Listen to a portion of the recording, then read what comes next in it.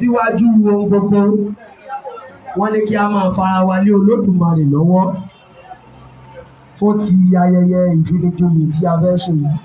A ó gbọ́ ìsúre àpapọ̀ ẹnu àwọn òrìṣà. Ẹ jẹ́ kí a tẹ ọwọ́ wa sí iwájú.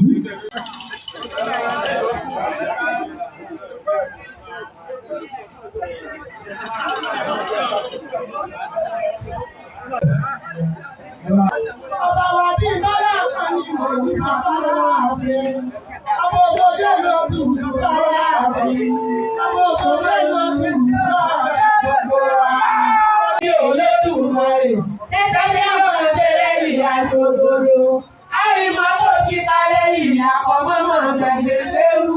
Ewu aráàlú lábọ́ gbẹ̀gbẹ̀ mọ́mọ́ ọ̀run. Ọ̀rọ̀ wa. Ṣàngó wa ó wà ó.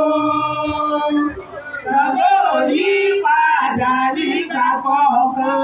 Ṣàngó wá lò.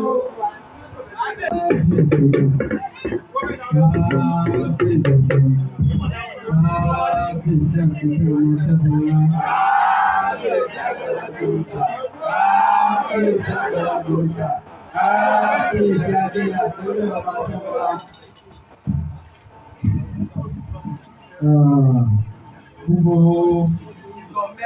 Ṣàngó ti ilẹ̀ Ọ̀yọ́ a fún bàbá Ṣàngó ìjọ mẹ́lọ̀ ní apàṣẹ oníṣàngó ti Ọ̀yọ́ Aláàfin.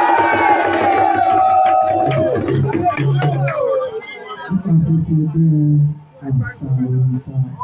Gbogbo wa ní Gbogbo wa ní ẹgbẹ́ lájọ ṣe. láti fi òkú olóyè.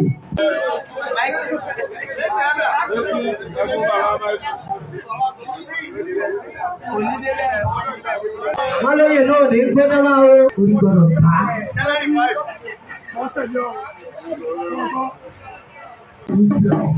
Àṣẹ.